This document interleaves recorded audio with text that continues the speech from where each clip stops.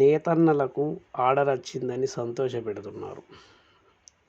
ఇప్పుడేమో 15,000కు వస్తుందని మన ఏడి జౌళి శాఖ సాగర్ సార్ చెప్తున్నారు.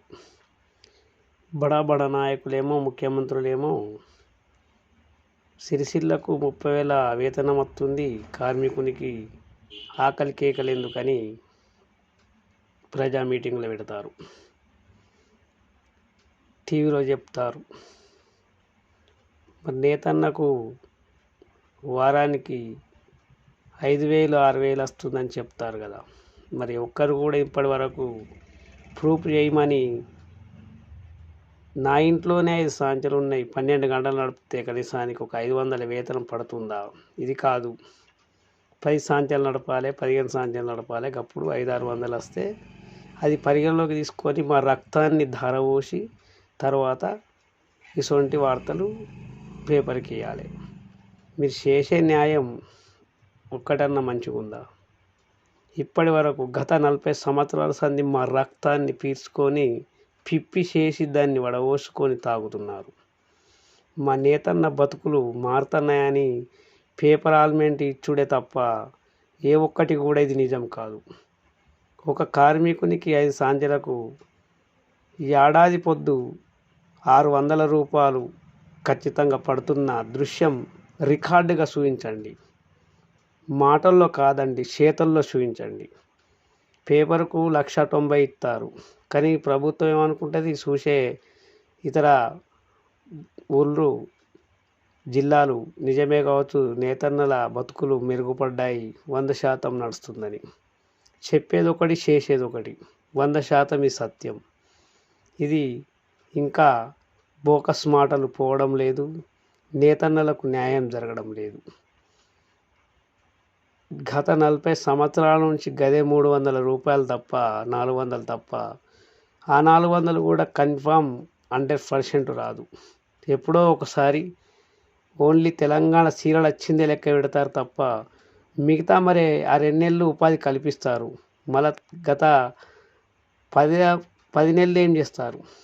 10 నెలలు మళ్ళీ వెనకటి 10 సంవత్సరాల బావులతోటే పాలిస్టర్ 10 సాంచలు, 12 సాంచలు, 16 సాంచలు ఇలా నడపడానికి మరి మన కార్మిక సంఘాలు మరి ఆ రకంగా రాసి పెట్టాయా?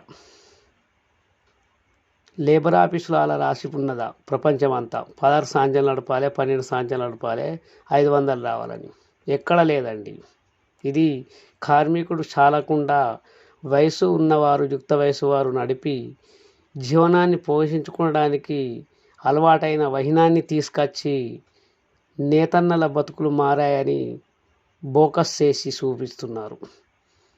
ఇప్పటి వరకు 4 నెలల సంధి మరుగునబడ్డ సాంచలు ఇప్పుడిప్పుడు కనీసానికి చాలవడానికి కూడా సిద్ధంగా లేవు. కానీ పత్రికా ప్రకటనలో మాత్రం ఇక నీకు రోజు 800-900 వచ్చే అన్న విధంగా మాట్లాడుతున్నారు.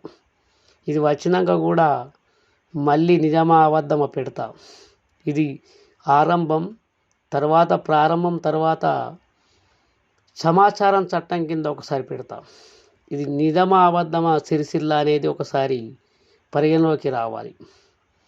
ఎందుకు అంటే ప్రతి కార్మికుడి వ్యవస్థ ఇప్పటి వరకు ఈ అధికారి కూడా పట్టించుకోకుండా మరుగున పడిపోతుంది. ఇది మనకు పద్మశాలికి ఒక శాపం. 8 గంటల పని మరి కల్పించారా? ఏ కులానికైనా తీసుకోండి, కుల భావన అంటే కులాన్ని కించపరచలేనండి. వాళ్ళ పనికి 8 గంటల నిమిటి. మరి నేతన్న ఏ పాపాన్ని అడకచ్చుకున్నాడు? పుట్టుకతోటే పాపాత్ముడైపోయాడా? 12 గంటలు నడపాలని రూల్స్ ఎక్కడైనా ఉందా? ఆ 12 గంటలు నడిపితేనండి వచ్చేది 300. 8 గంటలు నడిపి చూపించండి 500 రూపాయలు. మీలో సత్తా ఉంటే, మీ యొక్క ప్రభుత్వం నీతివంతులైతే 100% చూపించండి. బోకస్ ప్రభుత్వం, బోకస్ మాటలు. అలనాడు రాజశేఖర్ రెడ్డి చెప్పిండు, కార్మికులకు సరిపడ అన్నం లేదని, కనీసానికి బియ్యం అన్న ఇచ్చిండు. తర్వాత కాంగ్రెస్ పోయిన తర్వాత మళ్ళీ టీఆర్ఎస్ వచ్చింది, అది కూడా అదే చెప్పాది, మాటల్లోనే తప్ప చేతలో లేదు. ఇప్పుడు మళ్ళీ కాంగ్రెస్ వచ్చింది, కనీసానికి ఆ మాట కూడా లేదు. 100కు 100% అన్యాయం. ఎమ్మెల్యే కేటీఆర్ గారు ఉన్నాడు, ఏం పని లేదు, ఉన్నా ఒకడే లేకున్నా ఒకడే. ఏం చేస్తున్నాడు? నేత కార్మికుల బతుకులు నేతన్న యజమాని అవుతాడని చెప్పాడు. ఏ ఒక్కరు అయ్యిరా చూపించండి, ఒక్కడే. కనీసానికి 25,000 మంది ఇక్కడ ఉన్నారు, జీవిస్తున్నారు. ఒక్కడయ్యిండు ఇతడు ప్రభుత్వం వల్లనే అని ఒక్కరిది చూపించండి. ఏం లేదు. ఎక్కువ కూర్చొని నమస్కారం పెట్టించి తర్వాత అయిందని చెప్పి పేపర్కి ఇవ్వడం. నగ్న సత్యానికి మాత్రం ఏ ఒక్కరు కూడా కాలేదు. ఇది సత్యం. దయచేసి ఇప్పటికైనా వేములవాడలో డిపో పడ్డది కాబట్టి సత్యమైన వాక్యాలు ప్రసాదించి, సత్యమైన మాటలు పలికి, సత్యమైన భావనలు చూయించి, చేతల్లో రాతల్లో రెండు ఒకే రకంగా ఉండేది, చెప్పేది ఒకే రకం, చేసేది ఒకే రకంగా ఉండేటట్లు చూసి, మరి జౌలి శాఖే కానీ, మంత్రివర్యులే కానీ, పాలకవర్గులు, ముఖ్యమంత్రి కానీ, ప్రధానమంత్రి కానీ ఈ చర్య తీసుకున్న వారికి ఎవరైనా సరే సిరిసిల్ల నేతన్నలపై 100% సత్యం రాయండి. మీ సొమ్మేమన్నా పోతుందా? లేకుంటే మీ భూములు ఇమ్మని అడిగామా? మీ ఆస్తులు ఇమ్మని అడిగామా? సత్యం రాసి సత్యాన్ని నడిపించే రీతిగా మీరు ఎందుకు నడిపిస్తలేరు? ఇప్పటి వరకు ఇదే రీతిగా నడుస్తుంది, ఇప్పుడు కూడా అదే నడుస్తుందన్న అనుమానంతో ఈ యొక్క ఆవేదన సిరిసిల్ల నేతన్న కార్మికున వ్యక్తం చేస్తున్నాను. అయ్యా ఎమ్మెల్యే గారు, మీరు ఇప్పుడు ప్రజెంట్ ఉన్నారు టీఆర్ఎస్ పార్టీ ఎమ్మెల్యేగా సిరిసిల్లకు.